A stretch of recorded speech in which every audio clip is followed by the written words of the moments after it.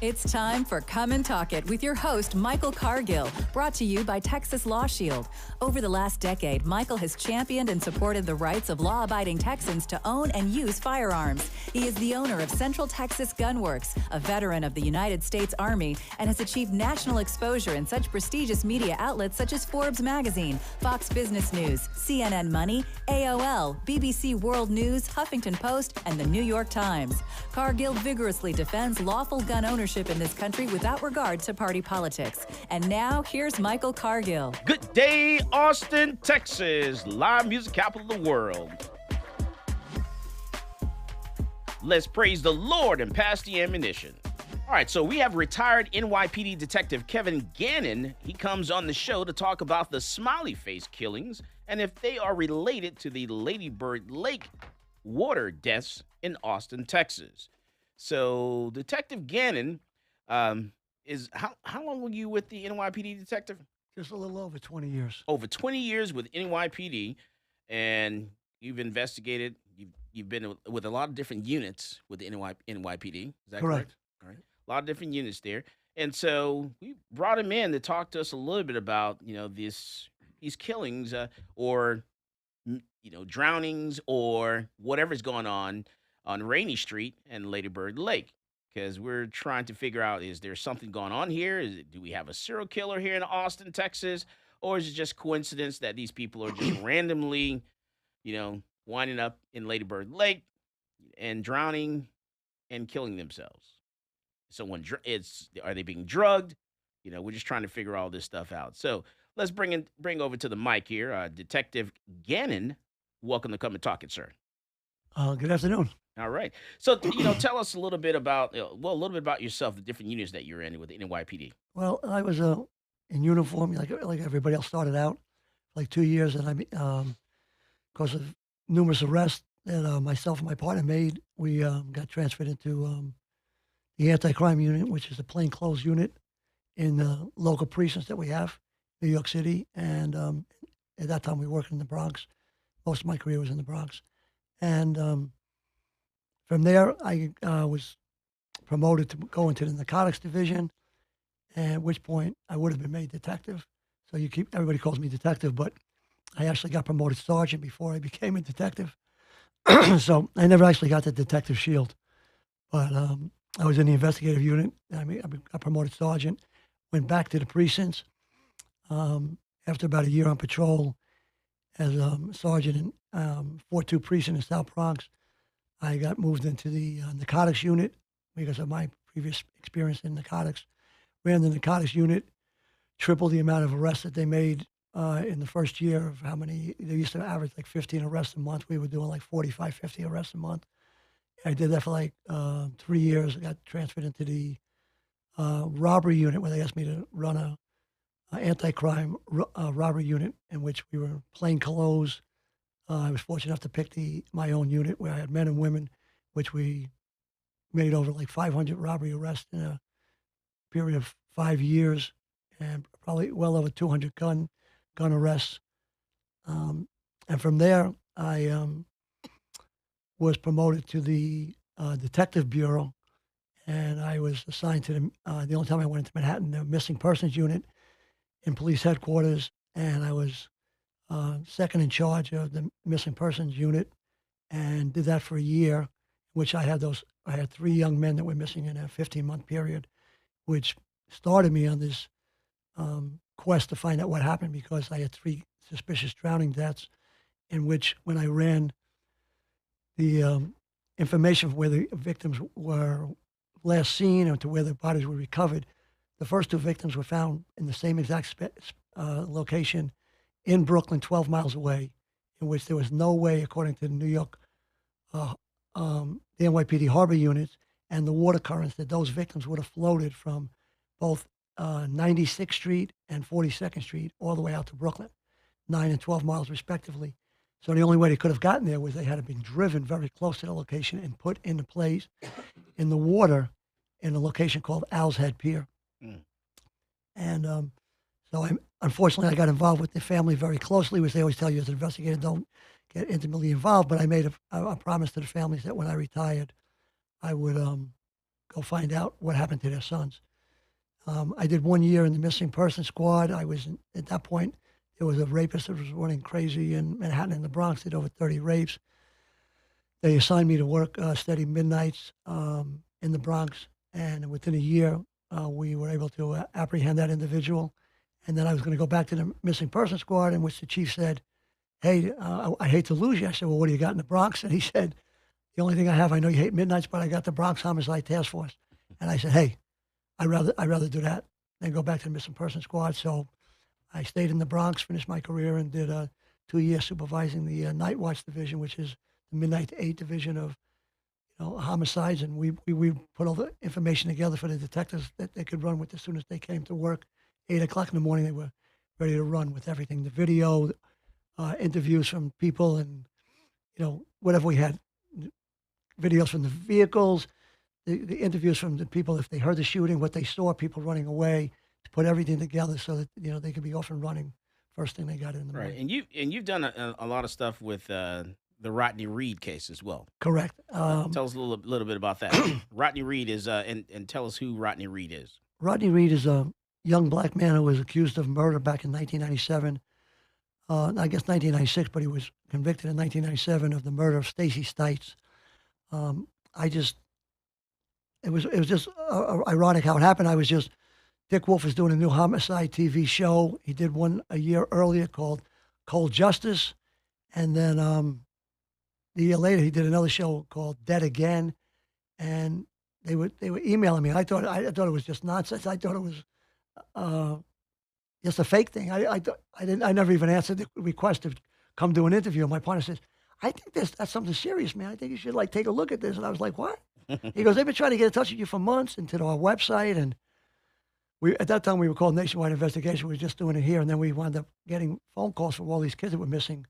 So we named ourselves Global Death Investigation because we were doing homicides in London, England, Ireland, France, Switzerland, the whole bit. So anyway, Dick Wolf gets in touch. I call the day before. They said, "We've been trying to reach you for 3 months. Would you be willing to fly into New York?" I was living on the West Coast. Fly into New York to do an interview. He wants a real NYPD homicide guy because he had the NYPD shows, all those shows, and criminal justice, and the sex crimes unit and all that stuff. So I flew in. I got the job. They gave us 6 cases, and most of the cases we agree with the investigators. But when I did the Rodney Reed case, I looked at it within the first 10 minutes, and I looked at the autopsy report. I said, "He didn't kill this young lady." He said, "How do you know?" I said, "Well, she's been dead for 12 hours, she's missing for 12 hours, but she's been dead for 24. So if you can't put Rodney back in the apartment with her, it's the white cop boyfriend who killed her." All right, so we're talking with retired NYPD Detective Kevin Gannon. We're talking about what's going on at Lady Bird Lake, referred to, or Lady Bird Lake. Is it having anything to do with the Smiley Face killings? Is it related? We're talking about a lot. We're going to break all this stuff down for you. This is Michael Cargill, and you are listening to Come and Talk It. Hi, this is Stephen Williford, the Barefoot Defender. I get my global gun news from Michael Cargill at Come and Talk It. Your business is going to have technical problems. There's no question about it.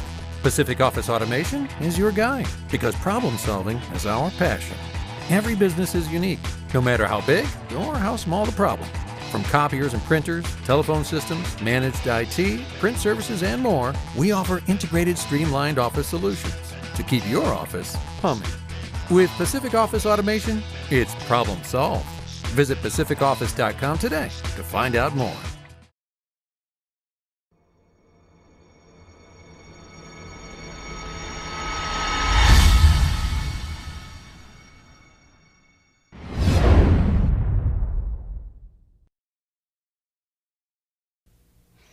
Hello, my name is Edwin Walker. I'm an independent program attorney with Texas Law Shield.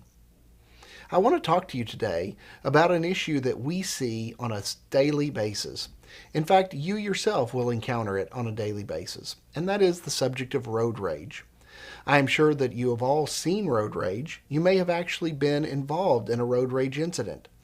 Now, if you're a responsible gun owner, I'm going to give you a few words of advice on how to react when you find yourself in one of these unfortunate road rage incidents.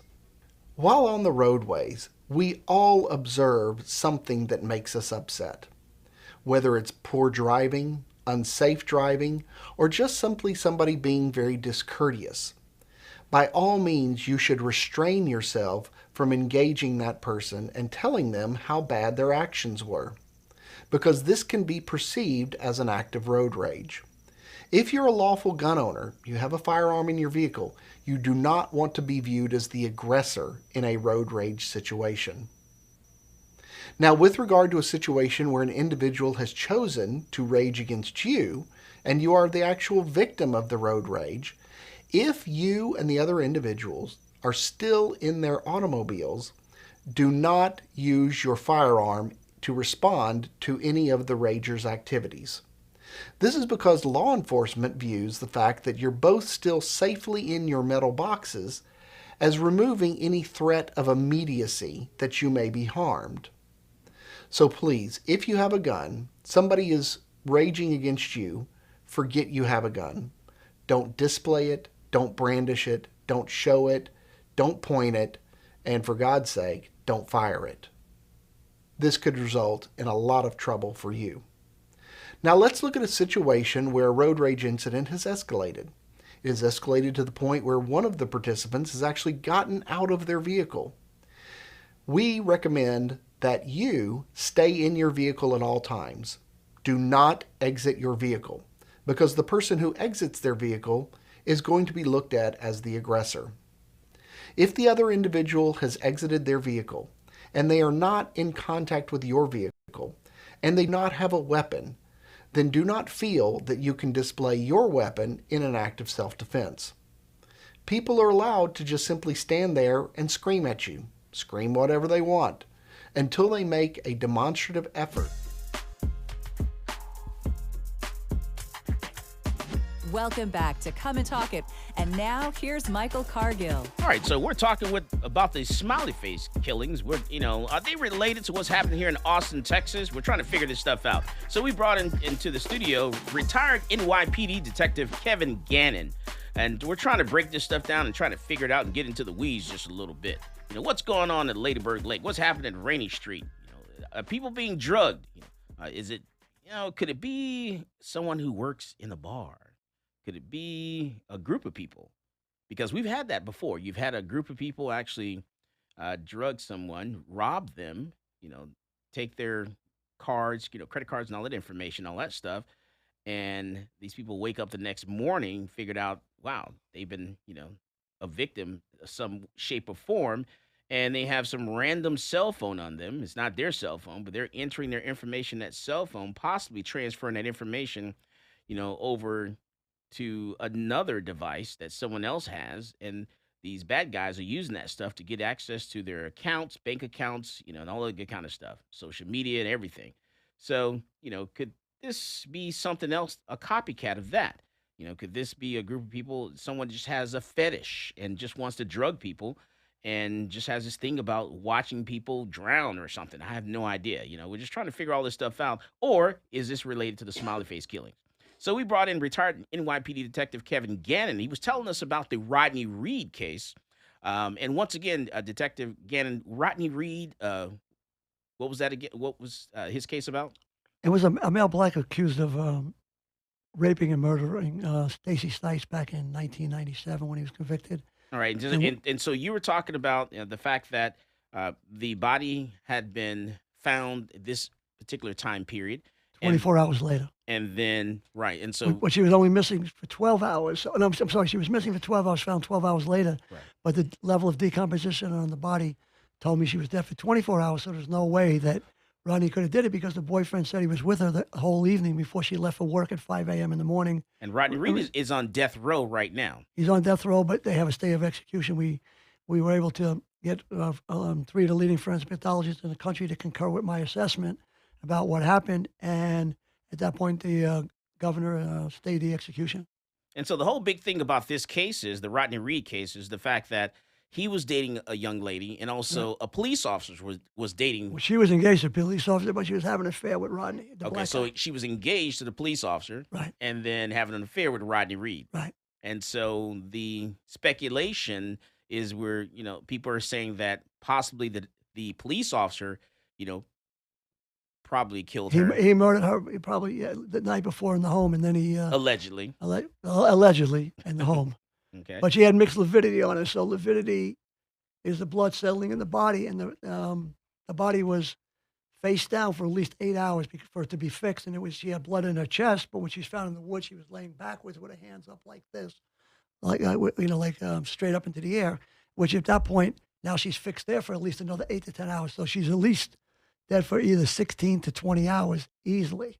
So her body been moved then. Her body was definitely moved from one location to the other. So it was somewhere else for at least 8 to 10 hours before it was moved to the wooded area where she was eventually recovered. And then the whole big stink about this is all the evidence hasn't been tested. Correct. There was a belt that was found at the scene and evidence so that they believe she was strangled with, and that was never tested.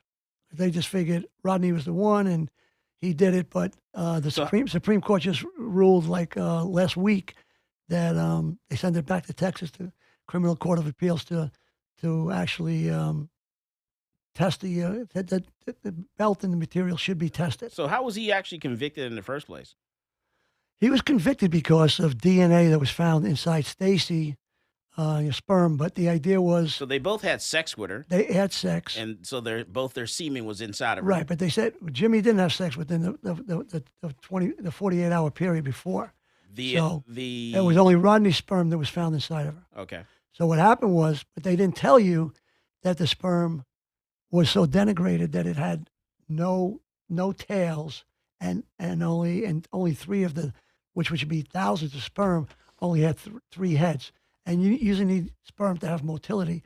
So the idea was the sperm is so degraded that it was like almost 48 hours old. So if Rodney raped her, he raped her 2 days early, then he came back and killed her. So so none of it made sense. Got it. So, and Jimmy was smart enough to allegedly wait for her to go out and have an affair with him. And then he knew, I have to kill her now when Rodney's semen would be inside of her, which would obviously convict him. So it was, Wow. And so now, we're down to the fact that he was put on death row. He had a date.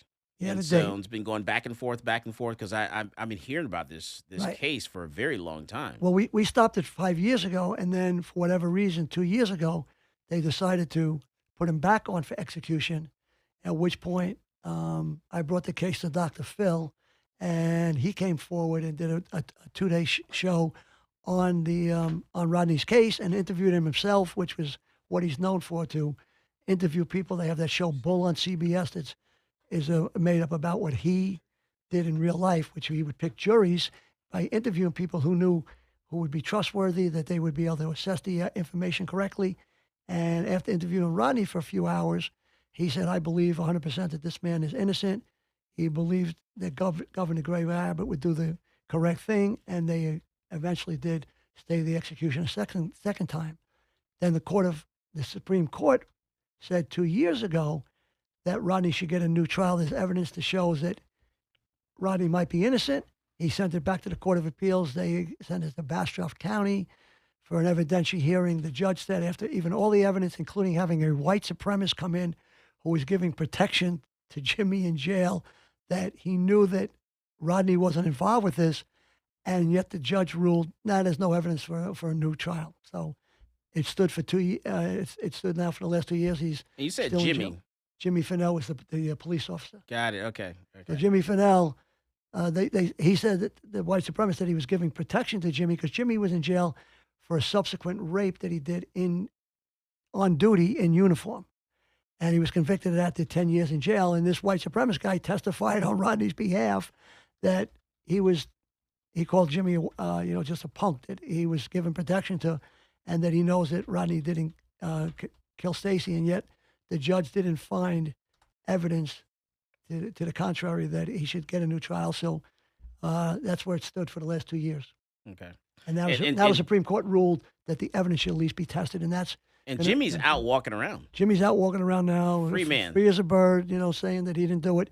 Yet we had police officers that didn't feel comfortable at the time, but after what Jimmy did and going to jail, that testified that Jimmy they were told that at the casket, at the funeral, Jimmy said you got what you deserve, bitch. So they're knowing that Jimmy probably murdered her. Mm-hmm. So, but yet we can't get a trial for Rodney. All right. So now let's change gears a little bit and let's get to this Lady Bird Lake killer, allegedly. Right. So what's your take on this case? What's going on here in Austin? I don't know yet if it's connected to my investigation. So that's why I came down here to see. And for me, first of all, the way I deal with the cases is as a homicide investigator. I have to know from a forensic standpoint that there's forensic evidence that would prove that these young men were murdered. That's number one. Mm-hmm. Then I would go down to see if there's physical evidence that my group, my gang, because we call it a gang, it's a well-structured, organized gang with members in, we call them cells, anywhere from 10 to 20 individuals per city in these major cities. Austin is something that is a new occurrence for us. This is not one of the earlier cities that we've had. Most of them have been around the I-94 corridor, across from New York, Midwest from, Indiana, Ohio, Minnesota, Missouri, all in that area. And a lot of people moving to Texas. A lot of people moving to Austin. So these are big up and coming cities. Right. And people are moving here from New York. They're coming in from California. So exactly. There's a possibility, There's a possibility. So I went to see if there was some symbols that would be connected. And I've told people from the beginning that my killings are based on the different thing that you said before, Mike, was that, then my guys aren't being robbed. So that's the whole thing. These guys are strictly like a killing machine. They are well-structured, organized. The killings are based on gang initiation. They're based on a ritualistic aspect of it. And also then it's just pure hate. They hate everybody. It doesn't matter if you're white, black, Hispanic. Doesn't matter if you're male or female. Doesn't matter if you're Christian, Jewish, Protestant. They don't care. Equal opportunity Equal haters. Opportunity haters, equal opportunity killers, exactly. So, so that's why I'm down to see. And obviously some of the thing I got from Gary on one of his earlier podcasts with you was that the fact that I saw 666 and then there was the female sign. Now we've had some ritualistic stuff with 666. We've had the upside down crucifix. We've had some satanic stuff with right. And both of those types of graffiti, those symbols have been found at the location where Thad found a body, which again I still believe is unidentified. But and we'll go walk that after the show today. Right. And thanks to you, I said that would be something that would interest me. And when my partner said, "Well, what do you think the female sign?" And I did hear, I know one of the young men was homosexual, and I've heard that from other people in the neighborhood since I've been down here that they think they're related to gays. Well, this would be the element of the hate crime, that they would go specifically target individuals who are homosexual. All right, we come back from the break. We're going to finish that thought. This is Michael Cargill, and you are listening to Come and Talk It. This is Coley Noir, and you're listening to Come and Talk It with Michael Cargill.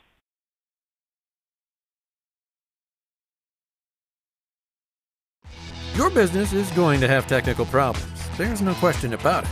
Pacific Office Automation is your guy because problem solving is our passion. Every business is unique, no matter how big or how small the problem. From copiers and printers, telephone systems, managed IT, print services, and more, we offer integrated, streamlined office solutions to keep your office humming. With Pacific Office Automation, it's problem solved. Visit pacificoffice.com today to find out more.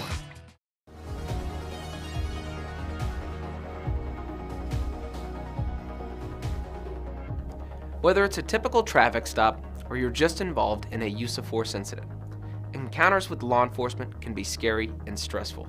In the heat of the moment, you may inadvertently say something you don't mean or make an inconsistent statement.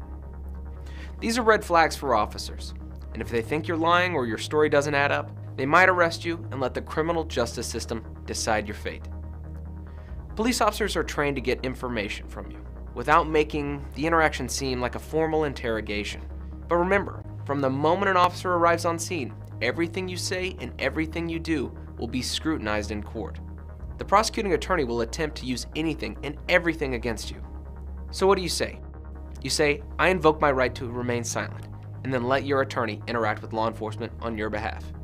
One important note though, do not throw common sense out the window. For example, if the intruder's hiding somewhere in your house when the police arrive, or if you saw the perpetrator pitch his weapon into your backyard, quickly tell the police and then stop talking. You might ask, what about my rights? What if the police never read me my Miranda rights? Miranda rights is the common name for a collection of rights contained in the Miranda warnings, given to suspects when they're placed under arrest. The warning comes from a 1966 Supreme Court case, Miranda v. Arizona. In that case, the court held that statements from a custodial interrogation would not be admissible unless proper procedural safeguards were in place to protect the defendant's Fifth Amendment rights. We've all seen these warnings on TV and movies. You have the right to remain silent. You have the right to have an attorney. Anything you say can and will be used against you in a court of law, and so on. So do police have to read you your rights? Welcome back to Come and Talk It. And now here's Michael Cargill. All right, so we're back and we're talking with NYPD Detective Kevin Gannon. He's retired from NYPD, and we're talking about the Smiley Face killings, trying to see if these the Smiley Face killings are related to what's happening here in Austin, Texas. So Detective Gannon, you were going on, you're talking about, we're getting into Austin now. Right. And what's going on here in Austin, down on Rainey Street. You know, people tend to go out, downtown Austin, party on 6th Street, and then you have a different type of crowd that actually goes down to Rainey Street, different little district there. Typically, people come into town on, bachelor parties, bachelorette parties, and they tend to go to Rainey Street. It's a little different, more partying, less, fighting like it is on 6th Street, Dirty Six. Okay. Rainey Street, typically, you have your trust fund babies, tend to go there and party and have a good time. Okay. And so now there's an issue where possibly someone's drugging young men Right. downtown Austin, and and the reason we're going to the drugging of it, because we're thinking it has something to do with drug related, maybe a date rape drug or something like that, something to that effect, because I don't think those things are tested doing a toxicology report. Correct. 100%. Can you expound on that a little bit? Yeah, I guess sometimes with some drugs, especially if they're synthetic or anything, they don't test those, like Rohypnol, ketamine, or GHB. And what we found is when we tested in all the cases that we suggested to the families they should test if they still had liver tissue samples or urine samples, in 100% of the cases, which is pretty good finding, we found it's only been like maybe 22 cases, but in every case that we tested, 100% of the cases, we came back with GHB in the victim. GHB is usually a date rape drug, so it's not usually something men will take unless they were real, for whatever reasons. They use them sometimes if they're weightlifters and they're coming in the gym, supposedly for metabolic uses. But otherwise, it's normally not the type of drug that you find anybody unless you're trying to abduct them. And the fact that it was in men, and usually hanging around bars, that was very suspicious. Okay. All right. So, Gary, so, we have a couple different people out there that are involved in this case. We have quite a few different victims, and we're talking about in the cars we were driving over. Right. You had, a couple victims that actually had been assaulted. Had injuries to them, yes. It looked like they were, physically assaulted, which would at that point would require human intervention, not something you would get just from a fall. And so, and you're thinking, well, you're saying that, I think you mentioned that someone had been pushed or something. Well, I think possibly. Chris Pugh was possibly pushed off the Congress Bridge. Okay. I mean, and then he was missing for a period of almost 3 days. 50 hours, 60 hours, right? Almost Yeah. 3 days. But he obviously got himself out. So he wasn't like the typical thing of my guys, which they would make sure he was dead. Unless, I'm not saying they couldn't push a guy off the bridge, but they were more like they held you for a period of time. The level of decomposition on the body does not match the time that they were missing, and they make sure you're dead. So there's one of two ways: you're either really legitimately drowned, in which you actually sunk, and you have to bloat to float, because after you die, the body starts decomposing, and at that point, when the body decomposes with the gases in the abdomen, eventually the gases will rise, the body will float again. But that would show up on an autopsy report. That would show up on autopsy. And like I said, I haven't seen all the autopsy reports to see if the level. Sometimes the autopsy report is not consistent with the photographs. So that's why I'm looking for photographs to compare whether the victim's time in the water matches, what the autopsy states. And Carissa says missing for 3 days in a large traffic location, a high, density location, a lot of people. Right. Well, what we spoke to the roommate for Jason Johns this morning, and what he was saying was, how come nobody's dying in that paddleboard lake or whatever it is, where there's like thousands of kids and they're always out there and they're drinking and they're drunk, and nobody's drowning there, yet they're coming here. This seems like as if somebody is either targeting them or drugging them in the bars and following them. Yeah, because you can go a little further down the lake there, and there's tons of people there on the weekends, Saturdays, and stuff like that, getting drunk, out of their gourd. And you're right, it's not happening there, but it's happening on the other part of the lake. Well, that would make sense because the biggest thing is we don't believe in coincidences or sets of coincidences, multiple coincidences. And when you see people by themselves, why would a young man go down to the water to urinate? We had an expression in the NYPD, which was, the world is our urinal. It's like, if you have to go somewhere, you're going to go. Whether you're going to go. Between two parked cars, up against the wall. You're not going to walk that far. You're not walking that far. Right. So stumbling into the lake doesn't make any sense. And it is a heavily dark area. I went down there for the first time like a few weeks ago and just drove down, and I was like, man, this is really dark. It's not well lit at all. I don't know if that's changed in the last week or last few days, but when I went down there, it's like really dark area. Well, if you did go down there, then there's a possibility that you would fall and you could get, but there should be more injuries. There should be scrapes on your body and some other stuff. Just one little blunt force trauma to the back of the skull seems more like somebody came behind you and hit you with a pipe, than because there's no other injuries. And Pugh had a lot of injuries, so if he did come off a bridge, he would have multiple injuries. All right, so the victims that you know of, kind of go through some of these victims and what you found out that's happened, and what's the verdict you're thinking? Well, I don't know this. I've only had a couple of autopsy reports that I saw, and though they could have drowned, there's very little water in their lungs, and though technically all you really need is 2 inches of water to drown, your nose and mouth to be covered where you can't have any access to oxygen, and you could drown. But you usually, especially if you drowned in a lake, you'd have an exorbitant amount of water, usually over 1,000 grams. The lungs usually weigh anywhere from 300 to 400 grams. And when I'm looking at the victims like Martin Gutierrez and them, they had like 375 and the other lung 400. So they're under, they're around 775, 800 grams. They're not usually the amount that because some lungs could be actually 400. So you'd have 800 grams with no water in them. So are they drowning? I don't know. I really need to see the physical injuries and the levels of decomposition in the body. But the families are telling me that they were told by the medical examiners to cremate their loved ones. So now we don't have, so the only thing we have is the photographs, and they're trying to get them in the Why would they tell them to cremate them? They said the bodies were so decomposed that they need to be cremated. But I'm looking from the autopsy reports, they're telling me the levels are mild to moderate decomposition. That's enough for me for an open casket. What's the likelihood of the killer being actually working in the medical examiner's office? No, I don't think that. I think the killers, if the killers are involved. If there's a killer. If there's a killer, those people are, like I told you, my guys are gang oriented. And what they're doing is they're stalking these individuals. And the reason why I can tell you, I think they're stalking them is because Chicago is the one city that stood out.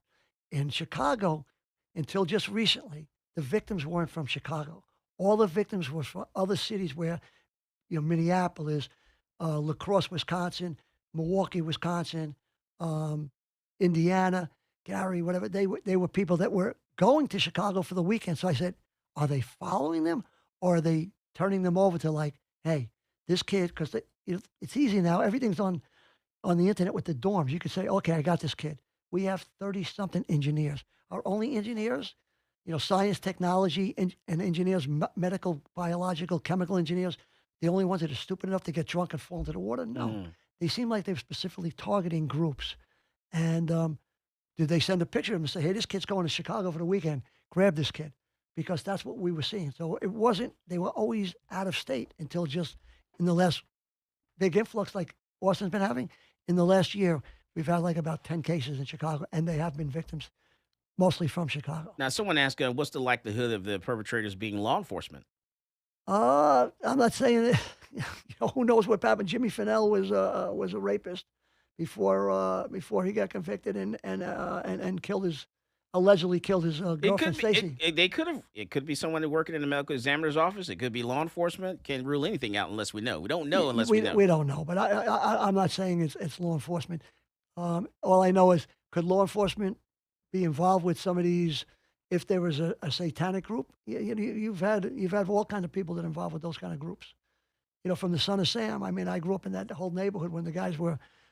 They claimed David Berkowitz was the lone killer. I'm telling you, he wasn't, because they sent letters to the NYPD of the Son of Sam. But the Son of Sam had two sons, Michael and John Carr. Both of those kids were killed. And when John Carr was killed in North Dakota, on his wrist, after he supposedly blew himself away with a shotgun, on his wrist, after he was deceased, was in his own blood, SOS NYC. So who did that? Somebody came up there and put Son of Sam in New York City. So John didn't do that. So either that or there was a taunting, but obviously they knew what was going on. And there was other individuals that, that were involved with that group, including men and women. Right. All right. And so let's see here. Elizabeth said, ever since we heard that the I-35 rock thrower, Patrick Eugene Johnson, was an APD informant, and that it was UTPD, the University of Texas Police Department, and not the Austin Police Department, who found and finally arrested him. Carissa says, the gang is above your average smarts, so it's not too far-fetched to think, this person could be in law enforcement, I believe what she's saying. So there a lot of theories are going on, online. A lot of people there's a million conspiracy theories, but I'm just telling you, I've been investigating this for 20 years, and we know actually who the group is now. And that's for the Smiley Face kid. For the Smiley Face, we know who's responsible, and we're eventually going to put that out. You know who it is? Yes, we do. We know who it is. We've been tracking them. We know exactly who they are. We know how they communicate, and they're communicating on the dark web. We have 13 distinct symbols. So the Smiley Face was the most generic one, so we put that out. If I told you who it was and it was a symbol, you say, "Oh my God, that's the Bloods or the Crips or the Latin Kings or the Hells Angels or the Bandoleros or whatever, biker gang." You would say, "We know who they are." Right. You know what I'm saying? So. Yeah, but see, and we've it's had the black separatists, it's the white supremacists. We know who it is. I'm telling you. Now, we've had a lot of different issues here in Austin. So we've had issues with rape kits not being tested. Right. So a lot of different issues like that. This is having a serial killer is not new to Austin. Anything. Not new to Austin. Having a serial killer is not new to Texas. It's not new to the NYPD either. That's why they closed the case with David Berkowitz. I'm going to tell you that the two most dreaded words in law enforcement is serial killer. Right. Because the two most dreaded words that follow the serial killer are the words task force. And nobody wants a task force that encompasses, oh my God, we need to bring in the FBI, we need to bring in state agencies, the state police, local police. We need to. If you don't have NYPD, we have 36,000 cops, which we had. We had, over 100 detectives working 24 hours a day for a year. All right, we come back. We come back from the break. I want to talk about what are some of the things that you guys use to try to track these people down. What are some of the tools of the trade that you use, and some of the things that people need to watch out for. This is Michael Cargill, and you are listening to Come and Talk It. Peace, this is Maj Toure. You're listening to Come and Talk It Radio with Michael Cargill. Your business is going to have technical problems. There's no question about it. Pacific Office Automation is your guide, because problem solving is our passion. Every business is unique, no matter how big or how small the problem. From copiers and printers, telephone systems, managed IT, print services, and more, we offer integrated, streamlined office solutions to keep your office humming. With Pacific Office Automation, it's problem solved. Visit pacificoffice.com today to find out more.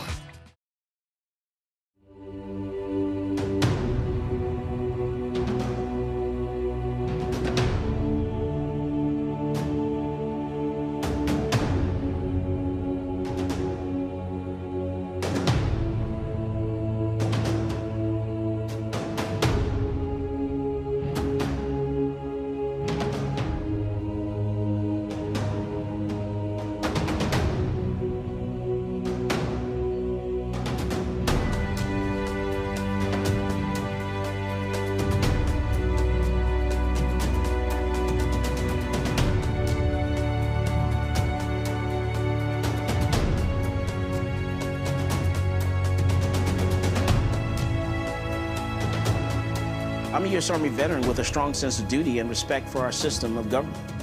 After 12 years, I was honorably discharged and decided I would fulfill the American dream of entrepreneurship and open up a gun shop in Austin, Texas. At my shop, I teach people to be law-abiding and how to safely use their firearm. On page 46, going to talk about Penal Code Section 46.02. The day that ban went into effect, I went into my local ATF in Austin and turned over my bump stock because I'm a law-abiding citizen. But I wasn't going down without a legal fight. So that's why I reached out to NCLA. NCLA is representing Michael Cargill because federal agencies do not have the power to rewrite statutes. Bump stocks are not machine guns. If Congress wants to change the law and ban bump stocks, it certainly can do so. But we can't have the executive branch rewriting a statute and putting people in jail for up to 10 years. It's a problem because, this government agency has said, you know what, something that is legal is now illegal, and we're going to confiscate it from you, and we're not going to compensate you for it, and you're going to become a criminal. The goal of our case here is to tell the ATF that they can't get away with this kind of administrative lawmaking. This isn't constitutionally permissible, and this goes against everything that our nation was founded on. The bump stock ban turned innocent law-abiding citizens into criminals overnight, even though they were compliant with the statute. And that's not right. This case is not about where you stand on bump stocks. It's about the rule of law. It's about whether an agency can rewrite a statute and turn a law-abiding citizen into a criminal. If the ATF can ban bump stocks, any agency can ban anything.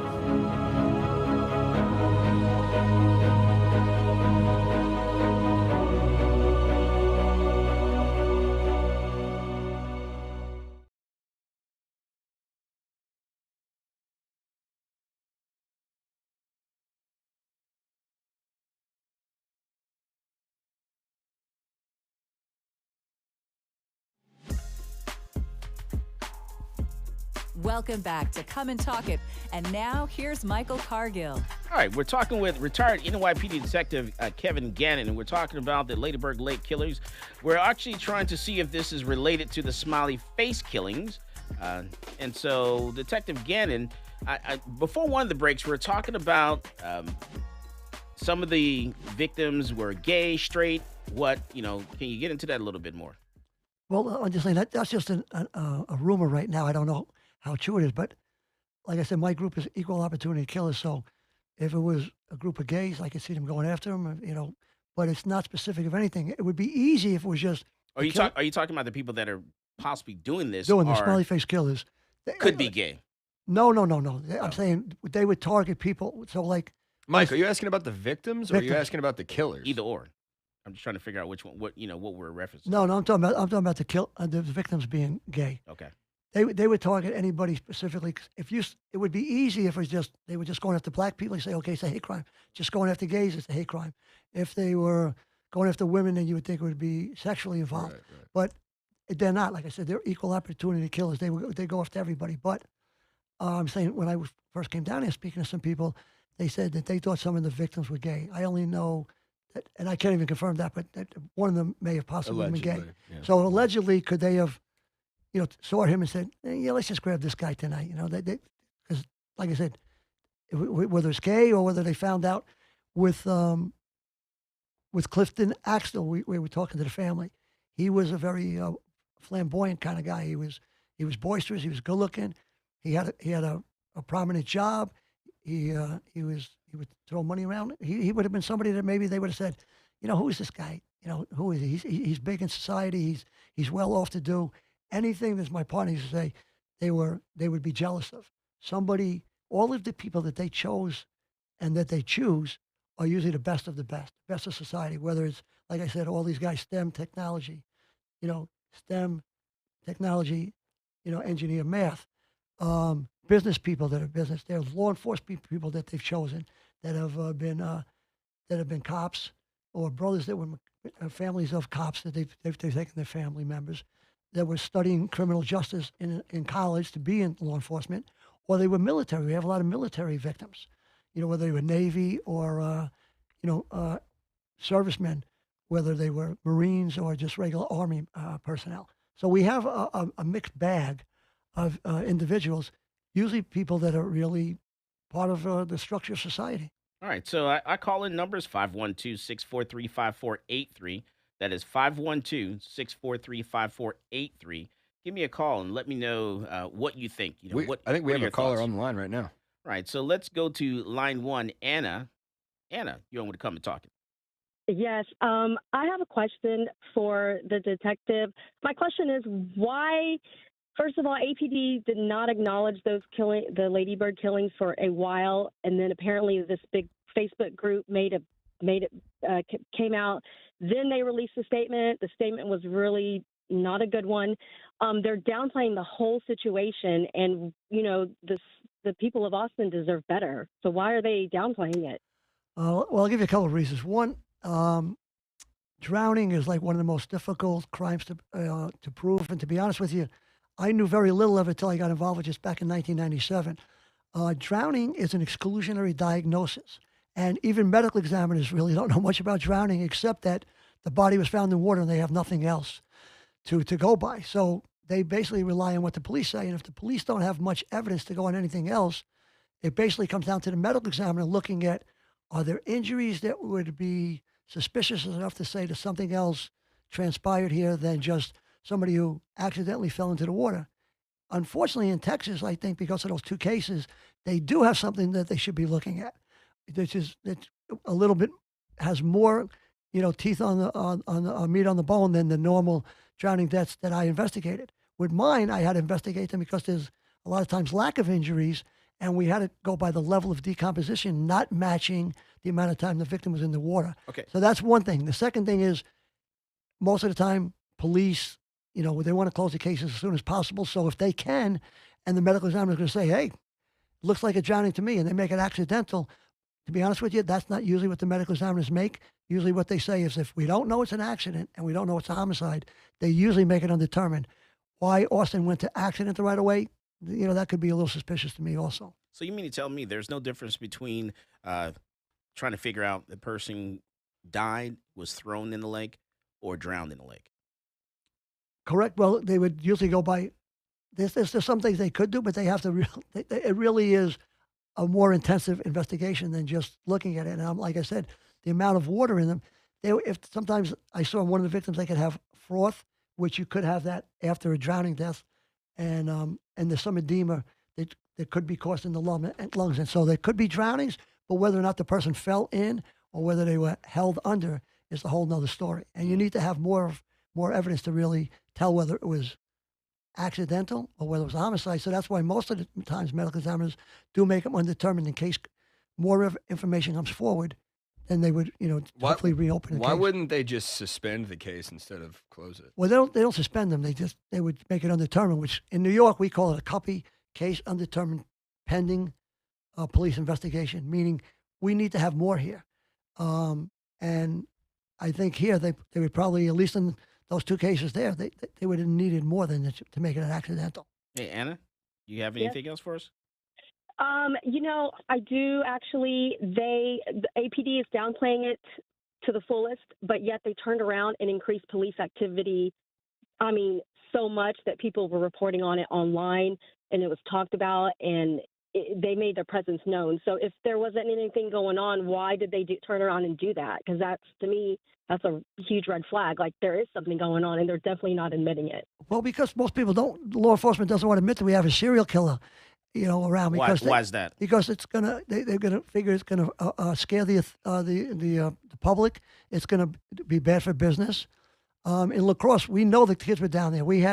Mike asked a question earlier, said, how do you know? What do you use? Well, we used, bloodhounds and cadaver dogs. When a bloodhound sensed somebody going to a location and a cadaver dog sensed that he was there and he was deceased, and yet the police put in side scan sonars and the victim isn't there, and then all of a sudden he appears 8 days later, was suspicious that the victim wasn't there at that time. They took him there. They may have drowned him there. They took him somewhere else, placed him in the water after the police had already done the searches.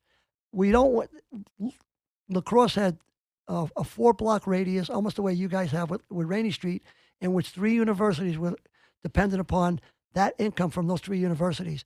They did not want those 35 bars in that 4 square block radius to be affected by that income that brings into that whole community and the universities. At that point, people aren't going to send their children to the universities. What's going to happen to the community? It's going to collapse.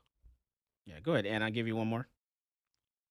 The trails where these guys were found, people walk those trails, they run those trails. So how they're so busy, I just don't understand how they were not there one day and then they just popped up several days later. Like, how can you not? I mean, I run those trails myself, and it really makes me think that these guys were just put there because anybody be able to see them. Well, I don't know about all the cases. I know about the John case because I actually reviewed it today, and what the roommate told me was that they had a cadaver dog scent that he was at this one location where he was eventually recovered, and the police did do an active search and put side scan sonars in there and had nothing there. They went up and down the river for miles on both ends. They had signs that something was in the water, but not a body. They picked up shopping carts. They picked up heavy items that were down below, tree trunks, whatever. Nothing. And then all of a sudden, 8 days later, the body is found right where the dog originally scented him. So was he taken there and he was murdered there and then taken somewhere else and then brought back? I mean, we don't know. But all I know is the evidence doesn't fit what actually transpired. Why that happened. And Anna has a good point. The fact that that area is a heavy traffic area, but not at 2 a.m. when the kids get missing. But we're talking, during the day. People are out jogging at 6, 7, 8 o'clock in the morning, going through those same trails, going down that same route there, and they're not seeing anything. All of a sudden, a day later, 2 days later, there's a body there. Well, like I said, all day long, people are jogging there. Well, the bodies would go to the bottom, probably, right? Right, and then they would surface, unless they were deceased before, and then they put them in the body. Because we have, and they just throw them in there. Because what I was able to tell in one of my cases in La Crosse, where the kid actually got out of the water, I proved that he wasn't put in the water until about 6 a.m. because one of the young kids, which the La Crosse Tribune labeled the one that got away, was the police were really smart. They said, "Oh, wait a minute, he was last seen at 2 a.m. in the morning, and then he ran into the hospital at 7 a.m. in the morning, saying, 'Oh my God,' he said, 'I woke up, I was in the Mississippi River swimming for my life. I pulled myself up on shore. I lay there for 10 minutes. Heard the traffic, ran to the traffic because he knew he was in trouble, and he saw the hospital was right there. So he had come out by the hospital. Fortunate enough, he ran right in and said, "Somebody pushed me into the water. I think I was drugged. Somebody pushed me in the water and tried to kill me." So the hospital did a blood test. And by the time they did it at 8 a.m., his blood test, his alcohol was 0.4. If you know anything about alcohol, every drink, a shot is worth 0.2 milliliters. This is Michael Cargill, and you are listening to Come and Talk It. Folks, this is Doug Man Jones. And I get my gun news from Michael Cargill at Come and Talk It. Your business is going to have technical problems. There's no question about it. Pacific Office Automation is your guy because problem solving is our passion. Every business is unique, no matter how big or how small the problem. From copiers and printers, telephone systems, managed IT, print services, and more, we offer integrated, streamlined office solutions to keep your office humming. With Pacific Office Automation, it's problem solved. Visit pacificoffice.com today to find out more.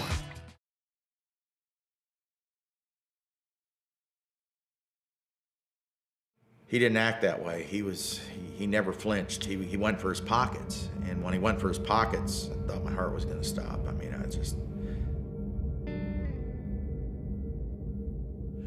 Hi, my name's Jerry.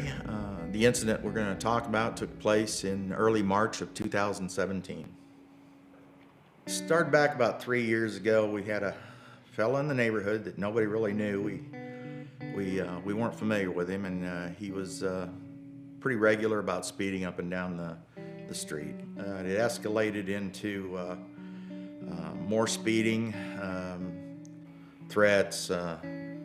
He chunked some rocks up into the yard, and broke my windshield in my truck, and it escalated from that into death threats.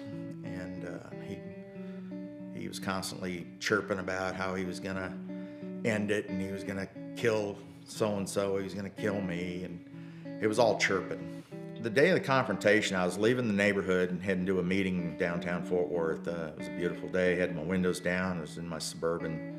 As I was heading out, just about to leave my neighborhood, this guy comes into the neighborhood, sees me coming out, pulls into my lane,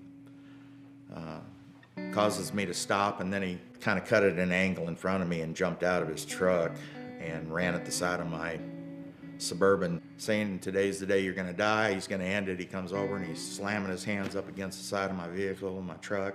But he's screaming at me, telling me he's gonna kill me, he's gonna end it, this is the day I'm gonna die. He reaches in to try and open up my door. I grabbed my weapon, I put my weapon right at his chest at the window and told him to get back, told him to get the hell back. And he never did. He never moved, he never changed anything. He went for his pockets, shuffling into his pockets, and he pulls out his cell phone. I drove off around and called 911 before I got to the end of my street.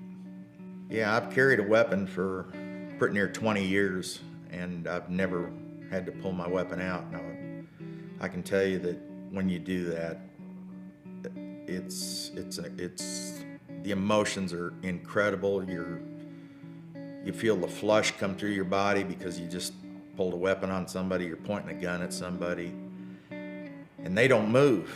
And that's a whole nother, they didn't say, "Whoa, stop," like anybody that you'd think would do that, but he didn't act that way. He never flinched. He went for his pockets, and when he went for his pockets, I thought my heart was gonna stop. I was actually told that if he would have pulled out a gun, he'd have shot me before I could have actually pulled the trigger, and that's pretty awakening. I contacted Texas Law Shield and spoke with them and got a statement that I wrote, and I turned it in the following day.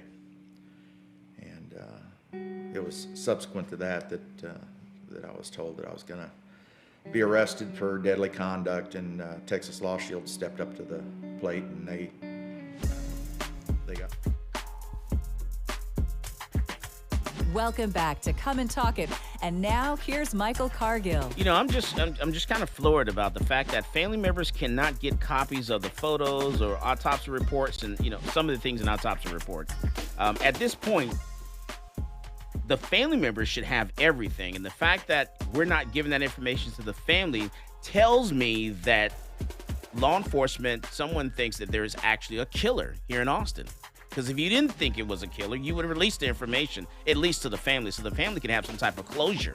Well, unless the case was still under investigation, you would say yes. Why? What do you have to hide? If they got nothing, let them get a second opinion. Right. From not just myself, but like another medical examiner to look at the case, like we did with multiple cases where we went to Cyril Weck or Michael Biden or other people. All right, and you have a theory. Well, one of the things about with the drugging that I was able to prove early on, especially in La Crosse, Wisconsin, which has started us. I told my partner one time, he said, "I know you want to go do this, let's go do it." I said, "Nah, they're going to make a mistake and then I'll know to go." And they made a mistake January 8th of 2006. And that's when that young man I was telling you about got out of the river.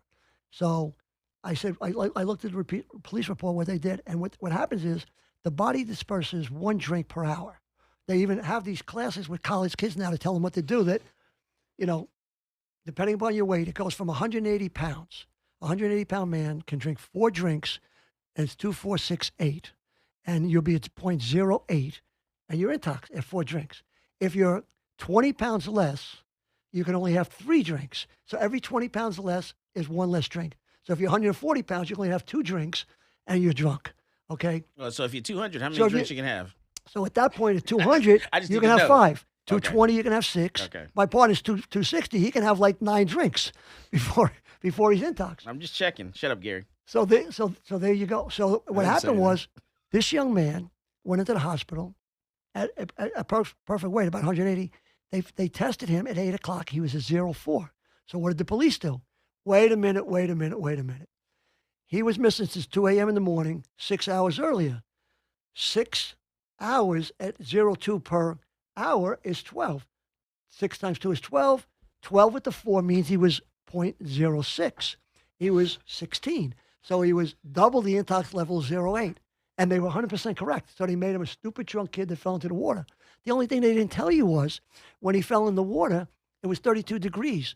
So at 32 degrees, you would die of hypothermia within 45 minutes. So if he fell into the water accidentally, he's dead before 3 a.m.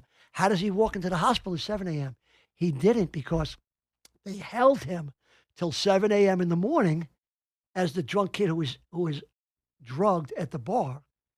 He threw him in the water at 7 a.m., which is what the police call the cooping hour, between 7 and 8 a.m. when all the bars are closed. At least in New York, we're active till 6 in the morning, 6:30. The cops pull over, they close their eyes, find a nice spot to rest. We do our paperwork. We get our stuff ready for the evening, or they go into the precinct and they're not even patrolling anymore. They do their paperwork to get ready before the day shift comes in. And what happens is he goes in at 7 a.m., runs into the hospital. They obviously covered him for the hypothermia, but they didn't test him till 8 a.m. So everything checked out, except that he would have been dead 6 hours or 5 hours early before he ran into the hospital. How does that happen? It only happens if he was probably drugged, was not aware what was going on. When he got in at 7 a.m. in the morning, he actually was right. He laid on the water on the shore for 10 minutes. He was freezing from hypothermia. He jumped up. What happened? When he hit that water, boom, he woke up. Oh, shoot. Here I am. Shit, here I am. And he said, I got to swim for my life. He grabbed onto the shore, pulled himself up, was exhausted, laid there for 10 minutes, and then ran. And that proved to me that these young men were being drugged. In La Crosse, they arrested a guy with like 300 hits of GHB and never thought that two of the victims who did die, Jeff Giese and Adam Falcon, both had GHB in them. They tried to say GHB would increase due to levels of decomposition. No. Alcohol level does increase during your time into the water during decomposition, but GHB does not. GHB actually stops exactly where it was. And how did we do that? We had one of our victims had GHB. We kept the liver tissue sample for 2 years. We tested it over and over in the subsequent years, and every level was the same. So it does not increase during time, because here it was for 2 years, and it never increased.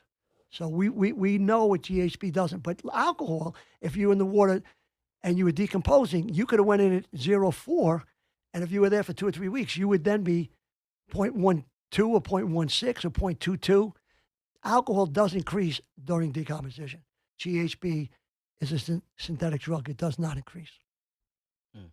GHB also has one other big key, which would be perfect for our victims, or for our subjects, and for the perpetrators, because GHB has a half-life of anywhere from 20 minutes to 1 hour.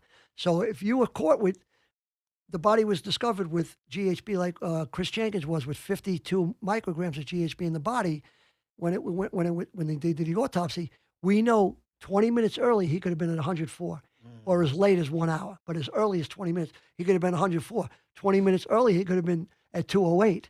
At 20 minutes before that, an hour earlier, and then he could have been at 416. So that's how quickly GHB. So you could have been given a big dose, but by the time they held you and put you in the water, you would be down to 52. But 20 minutes earlier, you would have been at 104. Does it change after death? No, after death, no. Everything. But while you're alive, so I'm saying you could have been abducted and had like 200 micrograms in you, and you would have been stumbling like some of these guys. Wait. So if somebody was dosed with GHB and was found a month later, it would have the same amount when they died. Okay, that's what. But our victims could have been held for a period of time for most of the GHB to come out, because it disintegrates, it dissipates basically within 20 minutes, and as long as an hour, but as early as 20 minutes. So you could get a big dose and be stumbling, and then when you get in the water, you're like, 20 micrograms or 50 micrograms, and the police go, oh, that's nothing, has nothing to do with it. But you don't know that he had 300 micrograms on him, 2 hours earlier. If you have any in your system, then it would have stayed. It should have been enough. It's alarming. It should be alarming anyway, because it's not something you would normally take at a bar. Okay. Go ahead. Unless you were like a drug addict, which none of these. And that's not the type of drug you take. You would be taking ecstasy or something else. You know what I mean? Yeah, there's some. I have some friends that would probably voluntarily take it, but nonetheless, they're like, everybody that we all know that those people just like experimenting with drugs. None of these people, as far as you've investigated or I've investigated, have showed signs of being those people. Like Martin Gutierrez is a perfect example of He was a weightlifter kid. Right. And we talked to his brother, and he was a good kid. He didn't do drugs. He didn't even smoke marijuana, Yeah, for Christ's sake. He didn't even really drink that much. Right. So, yeah, that's... So it's out of character, and these parents know. One time I wrote a Bill of Rights for parents. I figured there should be a parents' Bill of Rights, like Mike was talking about. Like, let them have the evidence. Yeah, why? Let them, and what's... Unless there was going to be a prosecution, you understand detectives keep everything close to the vest. I mean, I did that. So there's really two reasons they wouldn't release the evidence to the families. It's they don't know what's going on and they're still looking, or they've found someone that they want to prosecute. Right. Exactly. What do you think about that, Zach? I think it very well could be. Makes sense, doesn't it? Mm-hmm. Yeah, if they're specifically looking at somebody, they don't want to tip their hand. So you never do that. You always keep your cards close to the vest. Right. Which is why the police aren't being completely transparent, because according to your theory, that this is these are potentially murders. Well, that's why I wrote it in an article in the Newsweek. I told them, I said, I'm thinking the police, they have to know something is possibly going on, and they may be looking at it, undercover without alerting the public. They don't want to get everybody. Obviously, they don't want to shut down business either. Right. Like a COVID thing, or cause cause a hysteria. Yeah.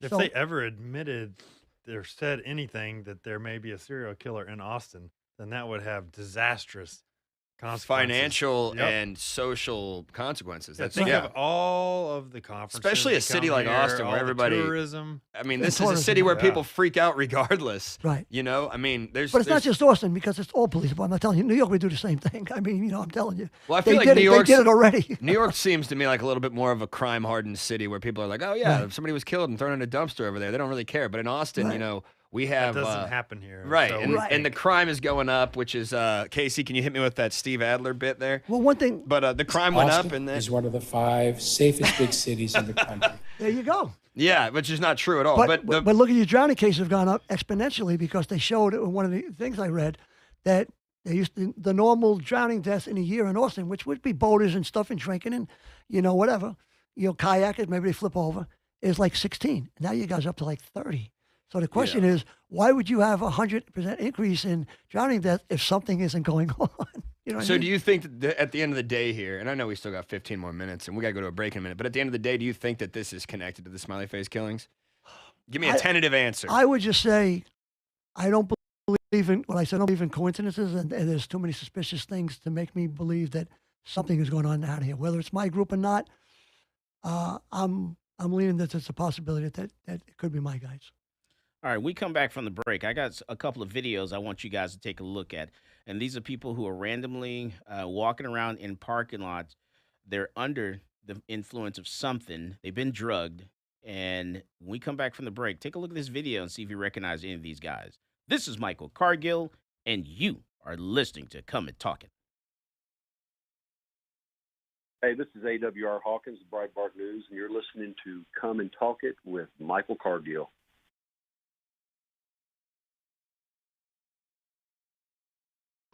Your business is going to have technical problems. There's no question about it. Pacific Office Automation is your guy, because problem solving is our passion. Every business is unique, no matter how big or how small the problem. From copiers and printers, telephone systems, managed IT, print services, and more, we offer integrated, streamlined office solutions to keep your office humming. With Pacific Office Automation, it's problem solved. Visit pacificoffice.com today to find out more.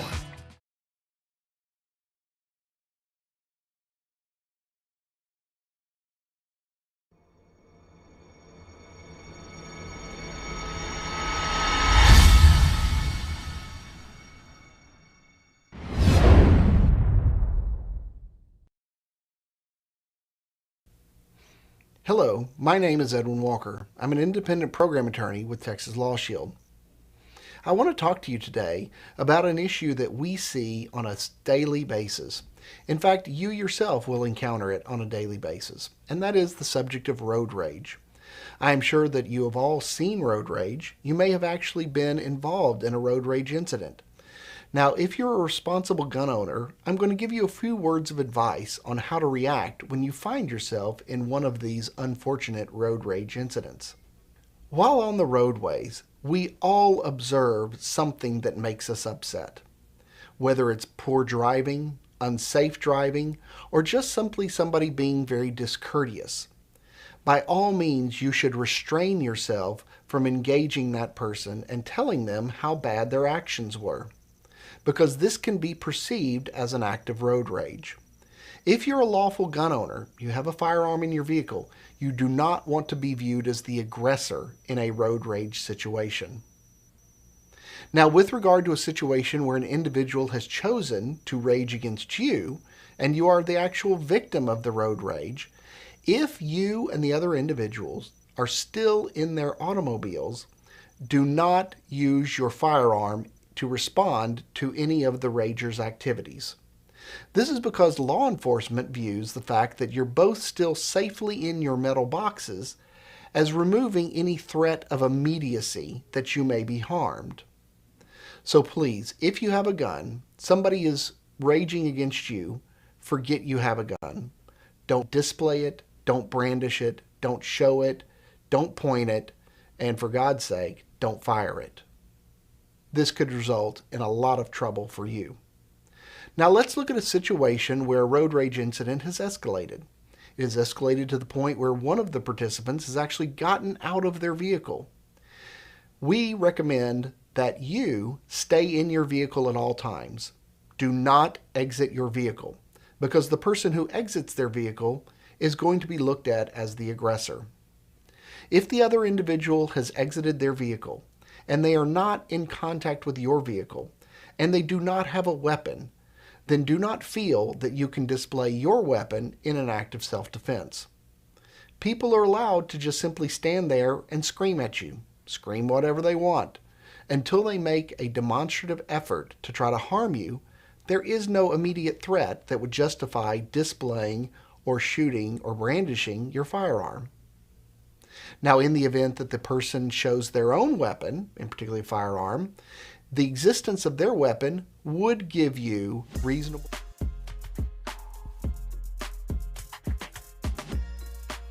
Welcome back to Come and Talk It.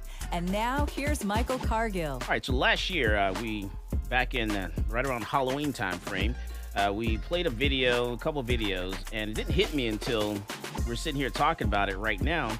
You know, could this video be related to what we're talking about? You know, could this have been a test run for whoever's been possibly drugging people? So take a look at the video. This is here in South Austin. This happened last year, 2022, and get a chance to roll this video. It's rolling right now.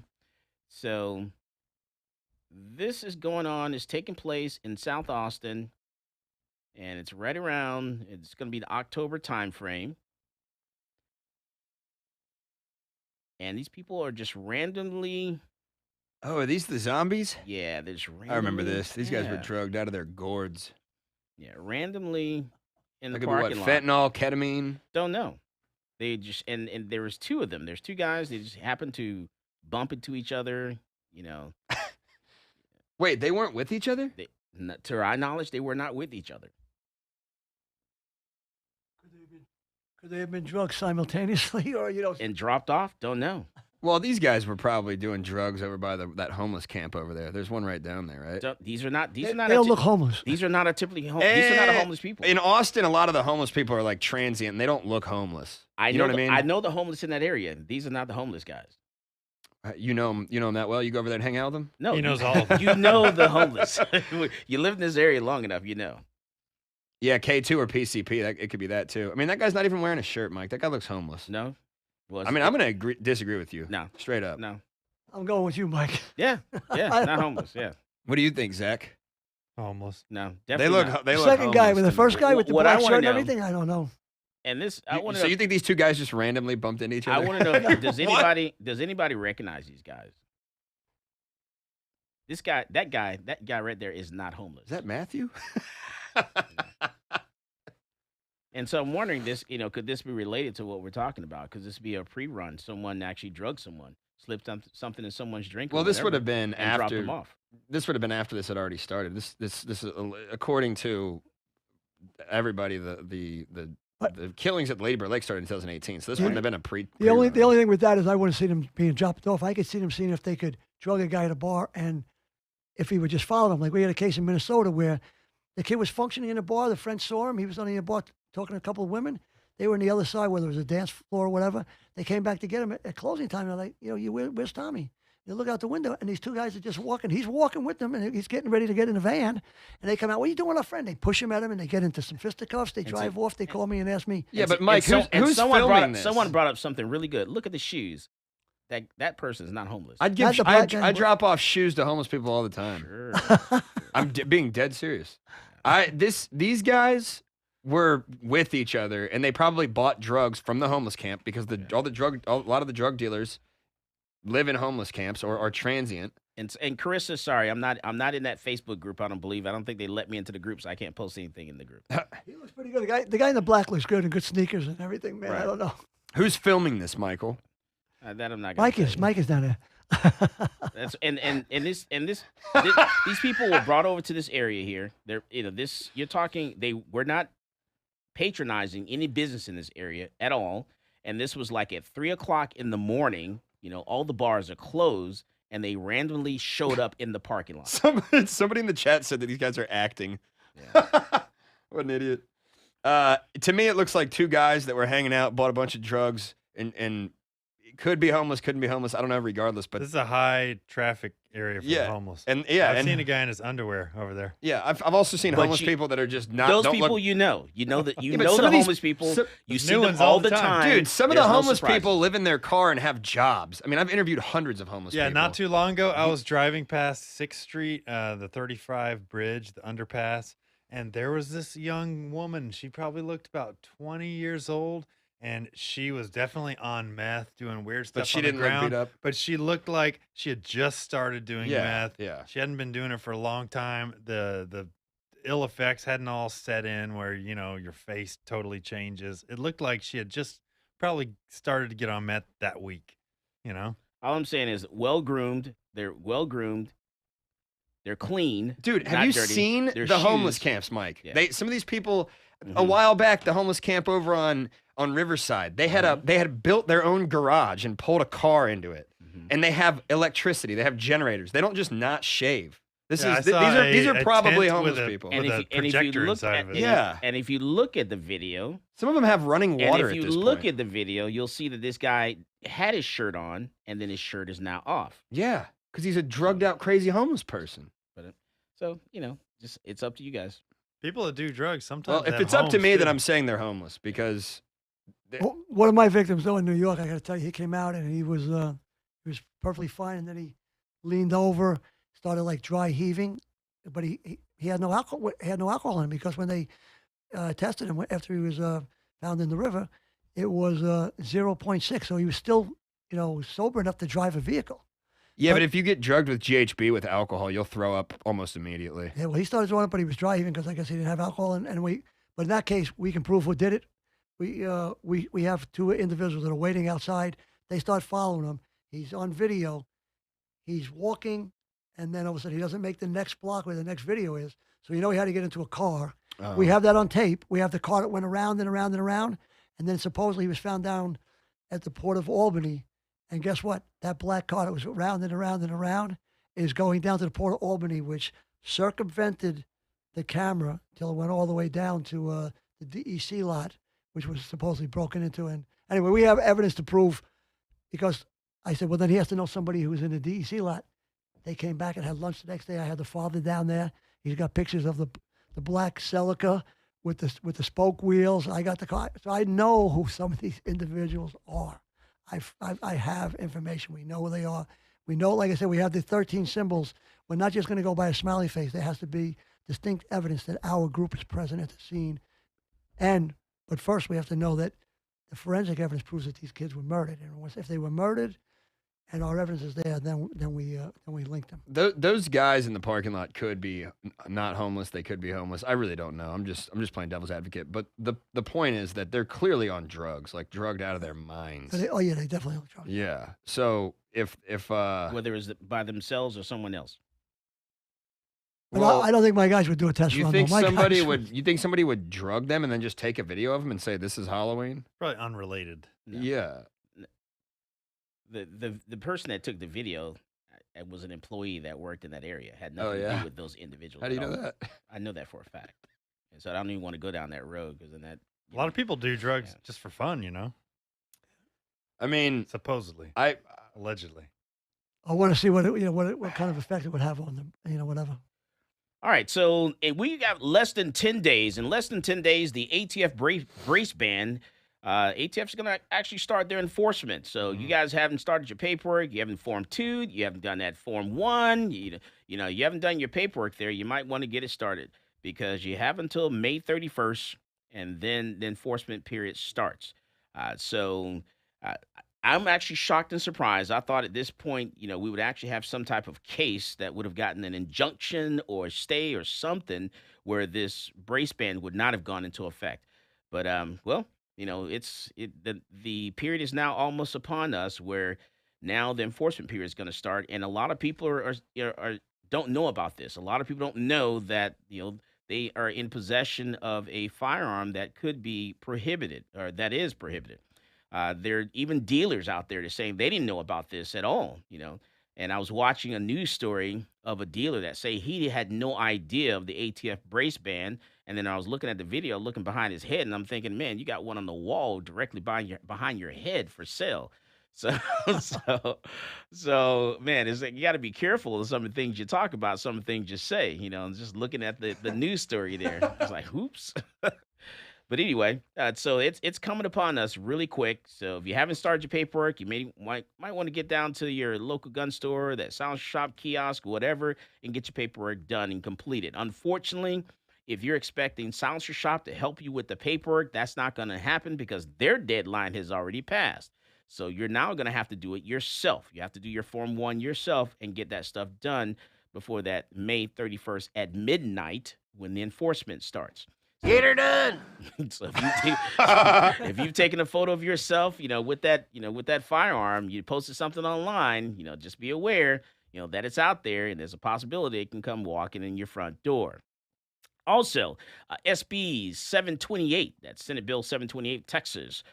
There's a bill that's now going to add some information in the Federal Registry. That way, when anyone who's 18, 19, 20 years old, you're at least 16, and you've been found unfit to proceed as a result of mental illness. You've been found not responsible for the child's conduct, for your conduct, or ordered by a court to receive inpatient mental health services.